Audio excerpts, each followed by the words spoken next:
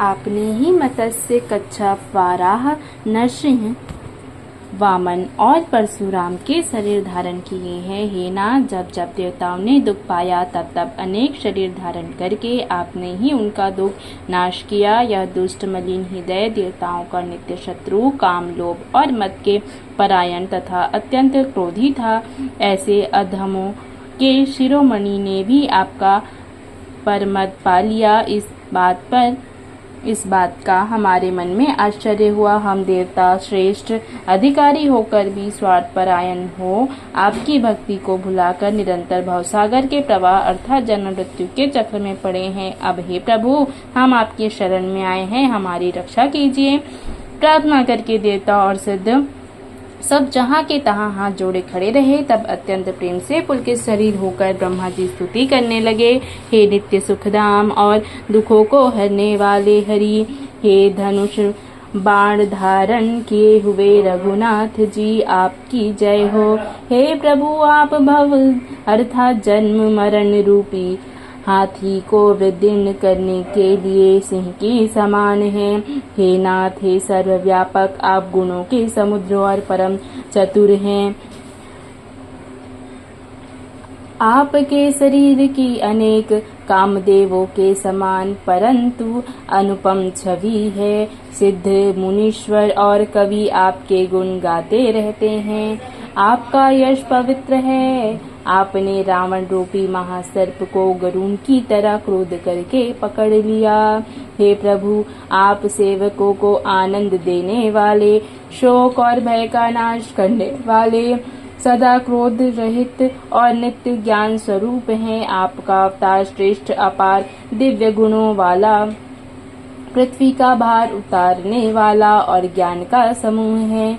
आप नित्य अजन्मा, व्यापक, एक, अद्वितीय और अनादि हैं। हे करुणा की खान और श्री राम जी, मैं आपकी बड़े ही हर्ष के साथ आपको नमस्कार करता हूँ। हे रघुकुल के आभूषण, हे दूषण राक्षस को मारने वाले तथा समस्त दोषों को हरने वाले, विभीषण दीन था, उसे आपने लंका का राजा बना दिया। हे गुण और ज्ञान के भंडार, हे मान रहित, हे अजन्मा, व्यापक और माइक विकारों से रहित श्री राम, मैं आपको नित्य नमस्कार करता हूँ। आपको भुजदंडों का प्रताप और बल प्रचंड है। दुष्ट समूह के नाश करने में आप परम निपुण हैं। हे बिना ही कारण दीनों पर दया तथा उनका हित करने वाले और शोभा के धाम, मैं श्री जानकी जी के सहित आपको नमस्कार करता हूँ। आप भवसागर से तारने वाले हैं। कारण रूपा प्रकृति और कार्य रूप जगत दोनों से परे हैं और मन से उत्पन्न होने वाले कठिन दोषों को हरने वाले हैं। आप मनोहर बाण, धनुष और तरकस धारण करने वाले हैं। लाल कमल के समान रक्त वर्ण आपके नेत्र हैं। आप राजाओं में श्रेष्ठ, सुख के मंदिर, सुंदर श्री लक्ष्मी जी के वल्लभ तथा मद, अहंकार, काम और झूठी ममता के नाश करने वाले हैं। आप अनिघ्य या दोष रहित हैं, अखंड हैं, इंद्रियों के विषय नहीं हैं। सदा सर्वरूप होते हुए भी आप वह सब कभी हुए ही नहीं, ऐसा वेद कहते हैं। यह कोई दंत कथा नहीं है। जैसे सूर्य और सूर्य का प्रकाश अलग अलग है और अलग नहीं भी है, वैसे ही आप भी संसार से भिन्न तथा अभिन्न दोनों ही हैं। हे व्यापक प्रभु, हे सब वानर कृतार्थ रूप हैं, जो आदर पूर्वक ये आपका मुख देख रहे हैं। हे हरे, हमारे जीवन और दिव्य शरीर का धिक्कार है, जो हम आपकी भक्ति से हुए संसार में भूले पड़े हैं। हे दीन दयालु, अब दया कीजिए और मेरी उस विभेद उत्पन्न करने वाली बुद्धि को हर लीजिए, जिससे मैं विपरीत कर्म करता हूँ और जो दुख है उसे सुख मानकर आनंद से विचरता हूँ। आप दुष्टों का खंडन करने वाले और पृथ्वी में रमणीय आभूषण हैं। आपके चरण कमल श्री शिव पार्वती द्वारा सेवित हैं। हे राजाओं के महाराज, मुझे यह वरदान दीजिए कि आपके चरण कमलों में सदा मेरा कल्याणदायक प्रेम हो। इस प्रकार ब्रह्मा जी ने अत्यंत प्रेम पुलकित शरीर से प्रार्थना की। शोभा के समुद्र श्री राम जी के दर्शन करते करते उनके नेत्र तृप्त ही नहीं होते थे। उसी समय दशरथ जी वहां आए। पुत्र को देखकर उनके नेत्रों में जल छा गया। छोटे भाई लक्ष्मण जी सहित प्रभु ने उनकी वंदना की और तब पिता ने उनको आशीर्वाद दिया। श्री राम जी ने कहा, हे तात, यह सब आपके पुण्यों का प्रभाव है जो मैंने अजय राक्षस राज को जीत लिया। पुत्र के वचन सुनकर उनकी प्रीति अत्यंत बढ़ गई। आंखों में जल छा गया और रोमावली खड़ी हो गई। श्री रघुनाथ जी ने पहले के प्रेम को विचार कर पिता की ओर देखकर ही उन्हें अपने स्वरूप का दृढ़ ज्ञान करा दिया। हे उमा, दशरथ जी ने भेद भक्ति में अपना मन लगाया था, इसी से उन्होंने कैवल्य मोक्ष नहीं पाया। सगुण स्वरूप की उपासना करने वाले भक्त इस प्रकार का मोक्ष लेते भी नहीं। उनको श्री राम जी अपनी भक्ति देते हैं। प्रभु को इष्ट बुद्धि से बार बार प्रणाम करके दशरथ जी हर्षित होकर देवलोक को चले गए। छोटे भाई लक्ष्मण जी और जानकी जी सहित परम कुशल प्रभु श्री राम जी कौशलाधीश की शोभा देखकर देवराज इंद्र मन में हर्षित होकर स्तुति करने लगे। शोभा के धाम शरणागत को विश्राम देने वाले श्रेष्ठ तरकत, धनुष और बाण धारण किए हुए प्रबल प्रतापी भुजदंडों वाले श्री रामचंद्र की जय हो। जय दूषानार खरारी मर्दन निशाचर धारी, यह दुष्ट मारे वनाथ भय देव सकल सनाथ। अर्थात हे कर और दूषण के शत्रु और राक्षसों की सेना के मर्दन करने वाले आपकी जय हो। हे नाथ, आपने इस दुष्ट को मारा जिससे सब देवता सनात अर्थात सुरक्षित हो गए। जय हरन धरनी भार महिमा उदार अपार, जय रावनारी कृपाल किए जातु धान बिहाल। अर्थात हे भूमि का भार हरने वाले, हे अपार श्रेष्ठ महिमा वाले, आपकी जय हो। हे रावण के शत्रु, हे कृपालु, आपकी जय हो। आपने राक्षसों को बेहाल अर्थात तहस नहस कर दिया। लंकेश अति भय गर्भ किए बस्य सुर गंधर्व, मुनि सिद्ध नैर खगनाग हठी पंथ सब के लाग। अर्थात लंकापति रावण को अपने बल का बहुत घमंड था। उसने देवता और गंधर्व सभी को अपने वश में कर लिया था और वह मुनि सिद्ध मनुष्य पक्षी और नाग आदि सभी के हठ पूर्वक अर्थात हाथ धोकर पीछे पड़ गया था। वह दूसरों से द्रोह करने में तत्पर और अत्यंत दुष्ट था। उस पापी ने वैसा ही फल पाया। अब हे दीनों पर दया करने वाले, हे कमल के समान विशाल नेत्रों वाले, सुनिए, मुझे अत्यंत अभिमान था कि मेरे समान कोई नहीं, पर अब प्रभु आपके चरण कमलों के दर्शन करने से दुख समूह का देने वाला मेरा वह अभिमान जाता रहा। कोई उन निर्गुण ब्रह्म का ध्यान करते हैं जिन्हें वेद अव्यक्त अर्थात निराकार कहते हैं, परंतु हे राम जी, मुझे तो आपका यह सगुण कौशल राज स्वरूप ही प्रिय लगता है। श्री जानकी जी और छोटे भाई लक्ष्मण जी सहित मेरे हृदय में अपना घर बनाइए। हे रमा निवास, मुझे अपना दास समझिए और अपनी भक्ति दीजिए। हे रमा निवास, हे शरणागत के भय को हरने वाले और उसे सब प्रकार का सुख देने वाले, मुझे अपनी भक्ति दीजिए। हे सुख के धाम, हे अनेक कामदेवों की छवि वाले रघुकुल के स्वामी श्री रामचंद्र, मैं आपको नमस्कार करता हूँ। हे देव समूह को आनंद देने वाले, द्वंद्वों के नाश करने वाले, मनुष्य शरीरधारी, अतुलनीय बल वाले, ब्रह्मा और शिव आदि से सेवनीय, करुणा से कोमल श्री राम जी, मैं आपको नमस्कार करता हूँ। हे कृपालु, अब मेरी और कृपा करके देखिए, आज्ञा दीजिए कि मैं क्या करूँ। इंद्र के ये प्रिय वचन सुनकर दीन दयालु श्री राम जी बोले, हे देवराज सुनो, हमारे वानर भालू जिन्हें निशाचरों ने मार डाला है पृथ्वी पर पड़े हैं। इन्होंने मेरे हित के लिए अपने प्राण त्याग दिए। हे सुजान देवराज, इन सबको जिला दो। काकभुसुंड जी कहते हैं, हे गरुण, सुनिए, प्रभु के ये वचन अत्यंत गहन अर्थात गुण है। ज्ञानी मुनि ही उन्हें जान सकते हैं। प्रभु श्री राम जी त्रिलोकी को मारकर जिला सकते हैं। यहाँ तो उन्होंने केवल इंद्र को बढ़ाई दी है। इंद्र ने अमृत बरसाकर वानर भालुओं को जिला दिया। सब हर्षित होकर उठे और प्रभु के पास आए।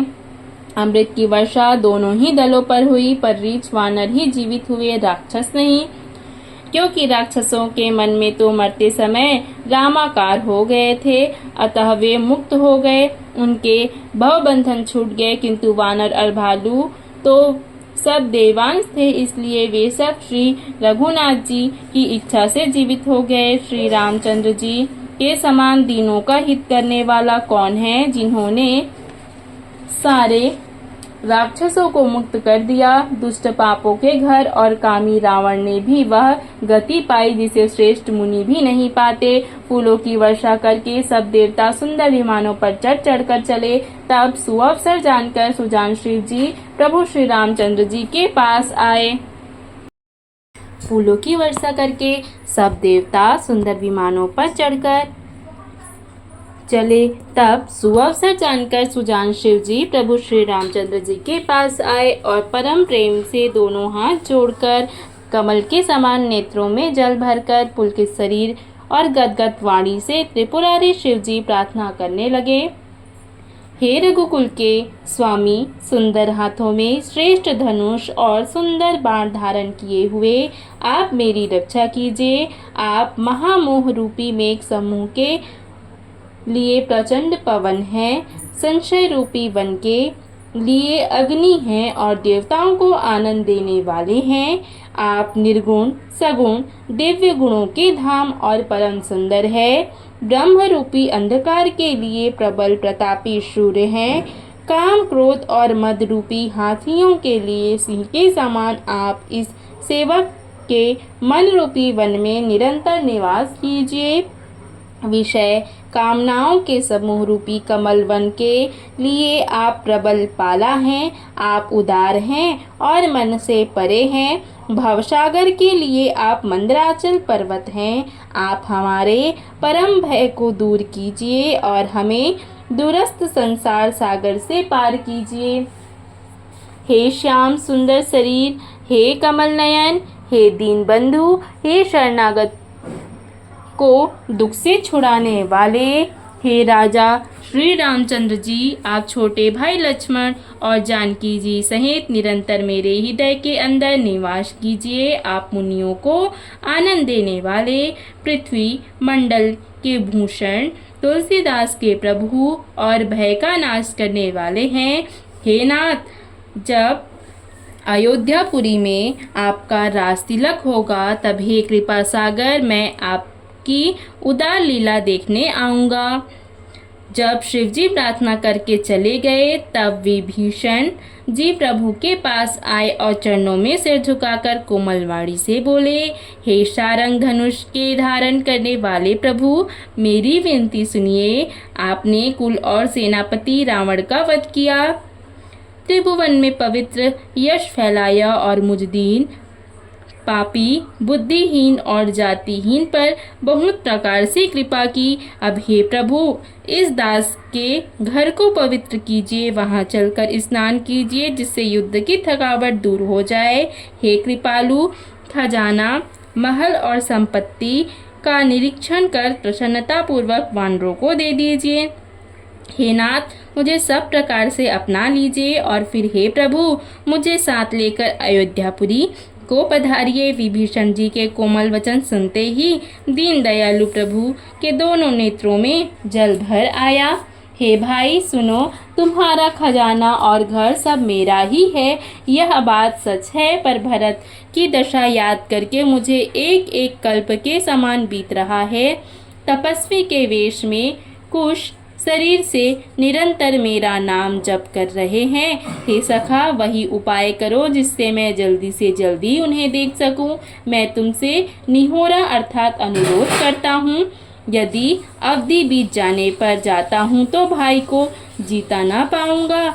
छोटे भाई भरत जी की प्रीति का स्मरण करके प्रभु का शरीर बार बार पुलकित हो रहा है।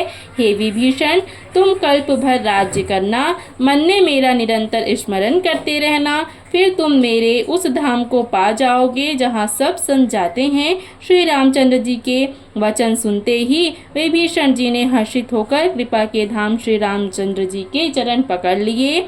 सभी वानर भालू हर्षित हो गए और प्रभु के चरण पकड़कर उनके निर्मल गुणों का बखान करने लगे।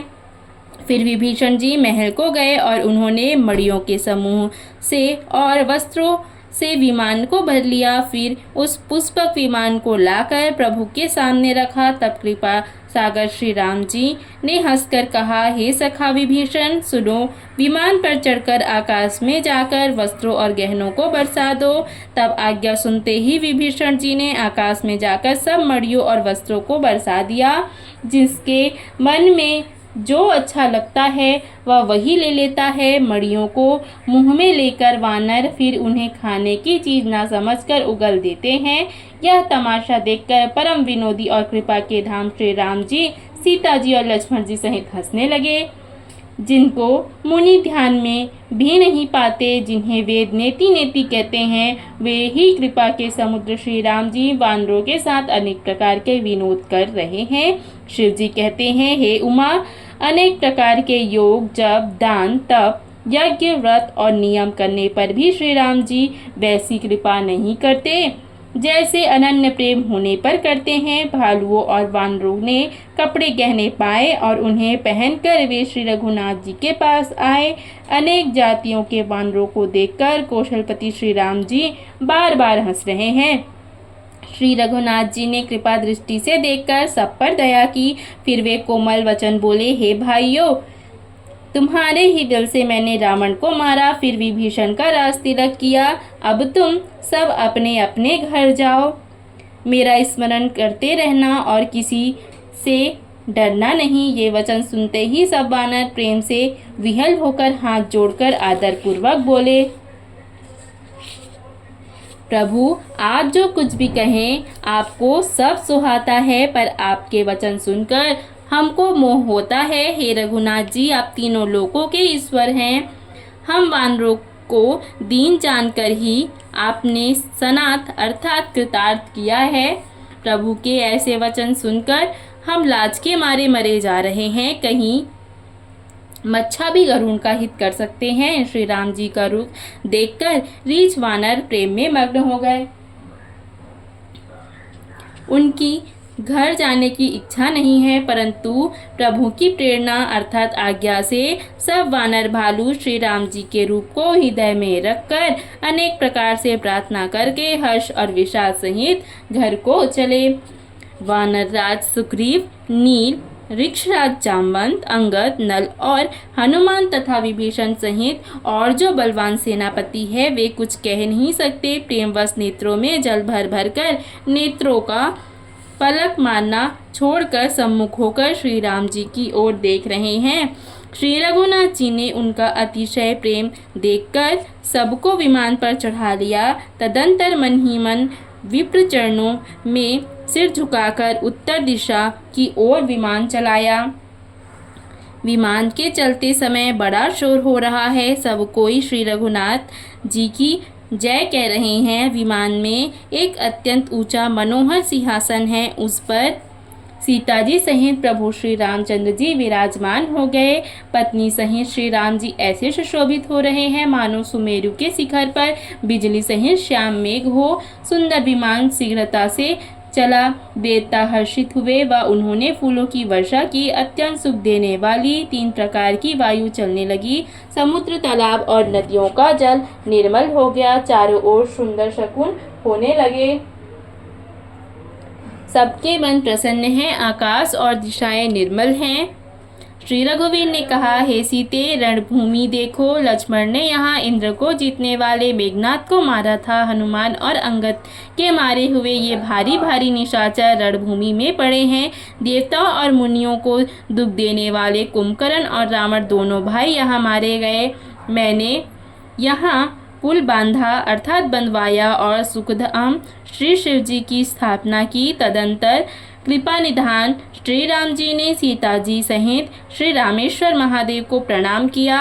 वन में जहाँ तहाँ करुणा सागर श्री राम जी ने निवास किया और विश्राम किया था, वे सब स्थान प्रभु ने जानकी जी को दिखाए और सबके नाम बताए। विमान शीघ्र ही वहाँ चला आया जहाँ परम सुंदर दंडक वन था और अगस्त्य आदि बहुत से मुनिराज रहते थे। श्री राम जी ने इन सबके स्थानों में गए संपूर्ण ऋषियों से आशीर्वाद पाकर जगदीश्वर श्री राम जी चित्रकूट आए, वहां मुनियों को संतुष्ट किया। फिर विमान वहां से आगे तेजी के साथ चला। फिर श्री राम जी ने जानकी जी को कलयुग के पापों का हरण करने वाली सुहामनी यमुना जी के दर्शन कराए। फिर पवित्र गंगा जी के दर्शन किए।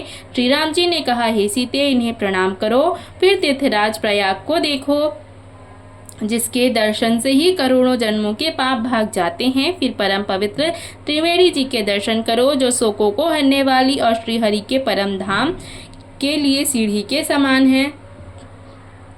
फिर अत्यंत पवित्र अयोध्यापुरी के दर्शन करो, जो तीनों प्रकार के तापों और भव अर्थात आवागमन रूपी रोग का विनाश करने वाली है।